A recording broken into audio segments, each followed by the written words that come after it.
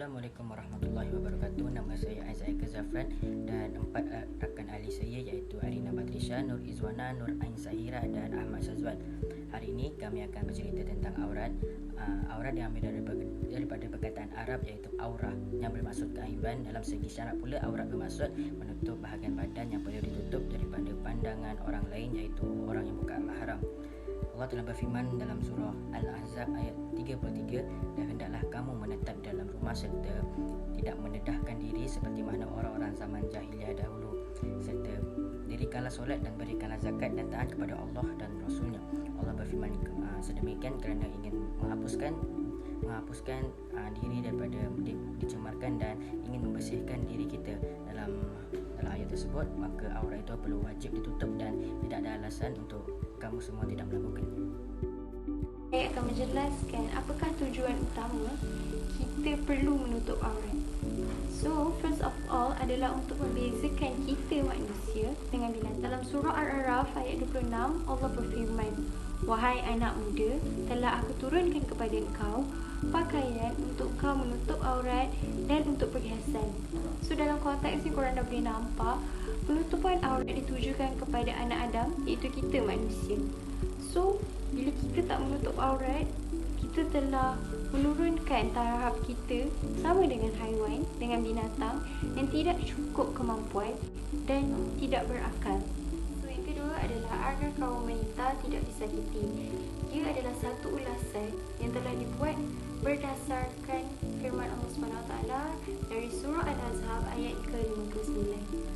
So, yang ketiga adalah tanda ataupun seperti uniform kepada penganut agama Islam. So, daripada ayat yang sama, ayat 59 daripada surah Al-Ahzab yang bermaksud demikian mereka melakukan itu agar mereka dikenali. So, dekat sini dan nampak salah satu function untuk aurat adalah untuk menunjukkan syiar diri sebagai penganut Islam. So, firman Allah, barang siapa yang membesarkan syiar Allah, maka ia adalah tanda ketakwaan hati. Jadi apakah aurat bagi lelaki? Bagi lelaki, aurat yang wajib ditutup ialah kawasan di antara pusat hingga lutut. Walaupun tidak datang nas dalam Al-Quran yang menghadkan aurat lelaki dan memerintahkannya menutupnya, namun harus difahami akan perintah kepada wanita agar tidak melihat aurat lelaki kerana pada bahagian tubuh lelaki tetap ada tempat yang tidak boleh dilihat. Ia juga adalah aurat yang harus ditutup daripada pandangan orang lain. Seorang lelaki tidak boleh melihat aurat lelaki lain. Demikian juga wanita tidak boleh melihat aurat wanita lain. Tidak boleh dua orang lelaki berada ataupun tidur dalam satu selimut, dan demikian juga dengan wanita dilarang berbuat demikian. Riwayat Muslim, Ahmad, Abu Daud dan Tirmizi. Allah Subhanahu Wa Taala telah berfirman, dan katakanlah kepada perempuan-perempuan yang beriman supaya menyekat pandangan mereka dan hendaklah menutup belahan leher mereka dengan tudung dan tidak menampakkan perhiasan tubuh pada mereka kepada yang bukan mahram. Surah An-Nur ayat ke-31. Ayat di atas menjelaskan bahawa Islam telah menggariskan panduan khususnya kepada wanita supaya menutup aurat. Seperti yang kita sedia maklum, aurat perempuan adalah semua anggota badan kecuali muka dan tapak tangan.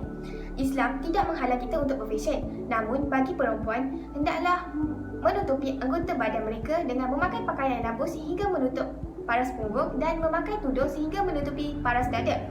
Dan mereka tidak boleh memakai pakaian yang boleh menampakkan susuk badan mereka, dan pakaian haruslah tidak diperbuat daripada kain yang nipis atau jarang. Sama-sama kita berubah ke arah kebaikan dan selebihnya berserah kepada Allah. Hari ini saya akan bercerita mengenai kebaikan dalam menutup aurat. Jadi seperti mana yang kita tahu, apabila seseorang Muslim menutup auratnya dengan sempurna, kita akan dapat banyak manfaat di dunia dan di akhirat. Jadi hari ini saya akan menerangkan serba sedikit mengenai kebaikan dalam menutup aurat. Jadi kebaikan dalam menutup aurat yang pertama adalah kita akan terselamat daripada azab api neraka di akhirat kelak. Seperti mana yang kita tahu, di dalam Al-Quran telah diberikan gambaran yang sangat jelas mengenai seorang wanita yang dikenakan siksaan yang sangat-sangat dahsyat akibat tidak menutup auratnya dengan sempurna.